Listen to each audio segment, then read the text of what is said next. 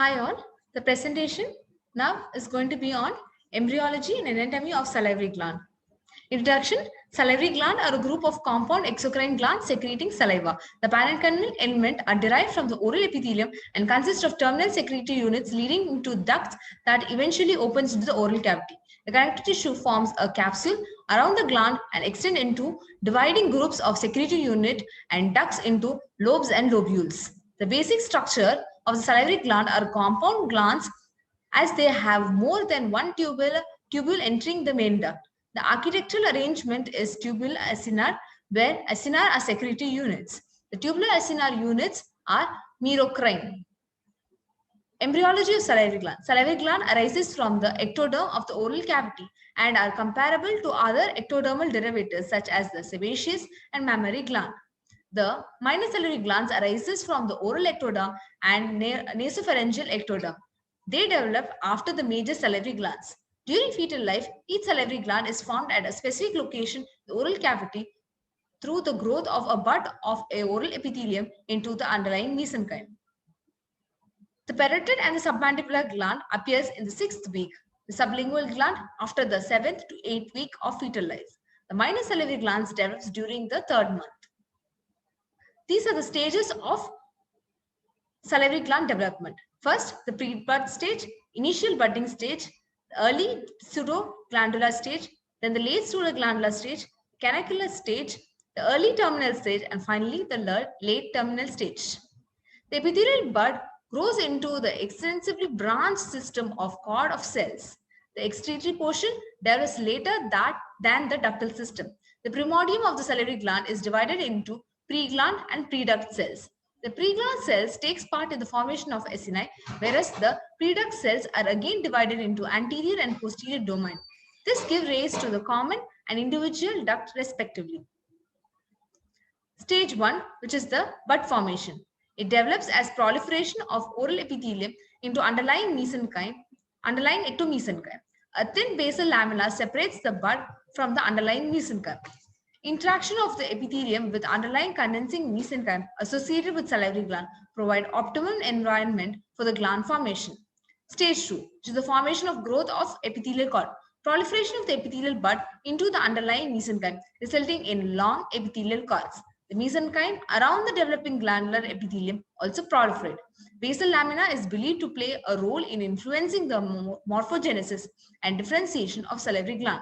The stage 3, which is the initiation of branching in terminal parts of epithelial cord. Epithelial cord proliferation and its end branch into bulb. Stage 5, which is the branching of epithelial cord and lobule formation. Terminal end branches extensively formation, numerous bulb or cleft formation. Connective tissue component below epithelial cord forms capsules and surrounds entire gland. Stage 5, which is called as a canalization.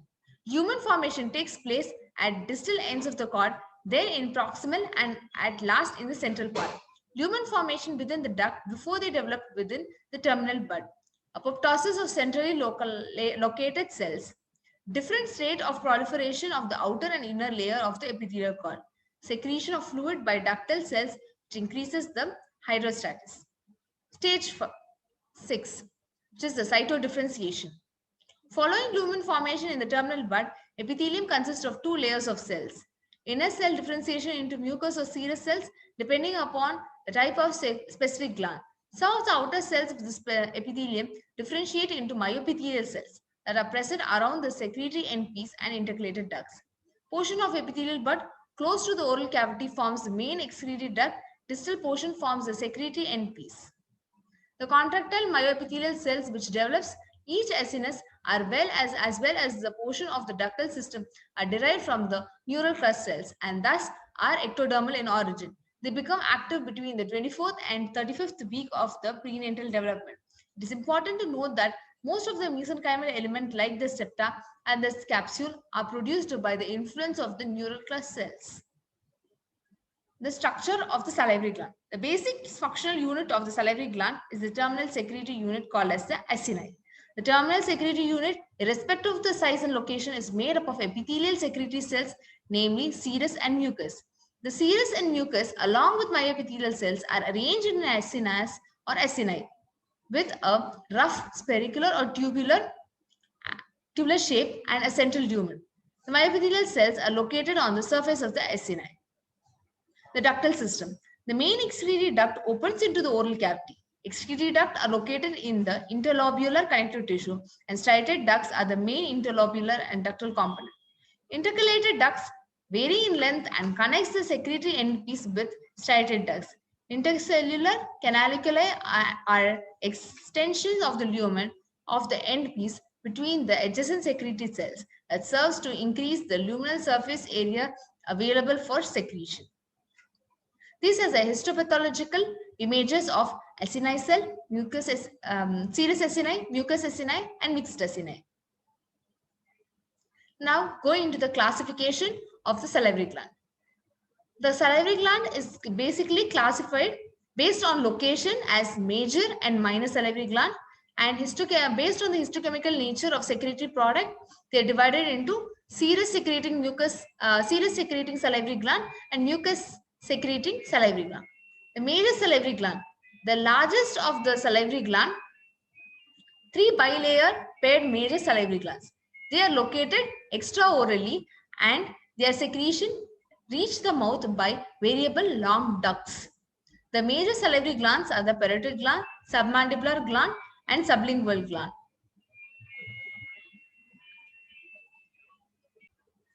The blood supply to the salivary glands. Since the salivary secretion is predominantly 90% water, it necessitates an extensive blood supply.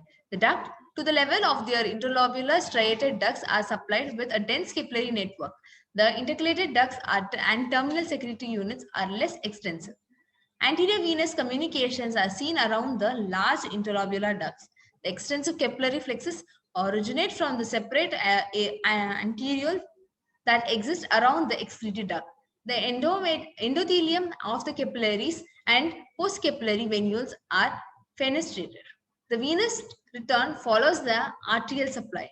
In the arteriovenous anastomosis, when the blood flow increases during the increased secretion, more blood is derived through the anastomosis, resulting in increased venous and capillary pressure. Therefore, increases the fluid filtration rate across the capillary endothelium, which takes care of the fluid necessary for maintaining the secretion. Going into the parotid gland, it is the largest or major largest of the major salivary gland. Its superficial portion is located subcutaneously, lying in front of the external ear, and its deeper portion lies behind the ramus of the mandible, filling the retromandibular fossa. The main excretory duct, that is the Stenson's duct, the duct measures 4 to 6 centimeters in length and 5 millimeters in diameter. Parotid gland is enclosed in well-defined connective tissue capsule, which sends septa into the gland, separating it into lobes and lobules. The blood supply for the parotid gland is from the branches of the external carotid artery as they pass through the gland. The nerve supply, the parasympathetic nerve supply, is derived mainly from the 9th cranial nerve, reaching the gland via the optic ganglion and the auriculotemporal nerve.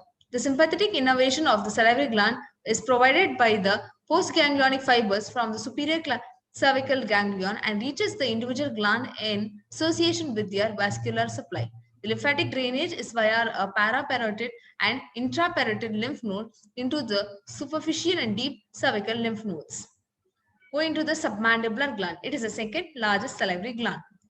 The submandibular gland is one of the medial aspect of the body of the mandible in the submandibular triangle. It is placed posterior and superficial to the mylohyoid muscle.